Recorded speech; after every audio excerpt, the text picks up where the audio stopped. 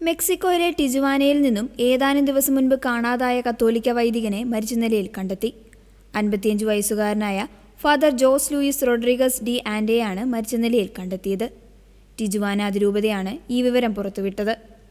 ശുശ്രൂഷകളിൽ പങ്കെടുക്കാത്തതിനെ തുടർന്നാണ് തിരച്ചിൽ ആരംഭിച്ചത്. തുടർന്ന് നടത്തിയ തിരച്ചിലിൽ മാർച്ച് 17-ന് കൊളോണിയോ മെഡ്രോ എന്ന സ്ഥലത്തു നിന്നാണ് അദ്ദേഹത്തിന്റെ മൃതദേഹം കണ്ടെടുത്തതെന്ന് apostolic administrator monsignor Mario Nicolas അറിയിച്ചു.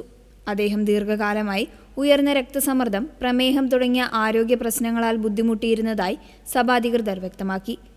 എന്നാൽ മരണകാരണം സംബന്ധിച്ച് ഔദ്യോഗികമായ സ്ഥിരീകരണം ഇതുവരെ ലഭ്യമായിട്ടില്ല. കേസിൽ അന്വേഷണം നടക്കുകയാണെന്നും കുടുംബത്തിന്റെ സ്വകാര്യത കണക്കിലെടുത്ത് കൂടുതൽ വിവരങ്ങൾ ഇപ്പോൾ വെളിപ്പെടുത്താൻ കഴിയില്ല എന്നും ബിഷപ്പ് അറിയിച്ചു. 1970 ഓഗസ്റ്റ് 18-ന് മെക്സിക്കോയിലെ ജാസ്കൊലയിലാണ് അദ്ദേഹം ജനിച്ചത്. 2010 ജൂൺ 10-നാണ് അദ്ദേഹം വൈദികനായി അഭിഷിക്തനായത്. വിവിധ ഇടവകളിൽ പ്രവർത്തിച്ച അദ്ദേഹം രൂപതയുടെ രോഗീ ശുശ്രൂഷ കമ്മീഷൻ തലവനായും പ്രവർത്തിച്ചിട്ടുണ്ട്.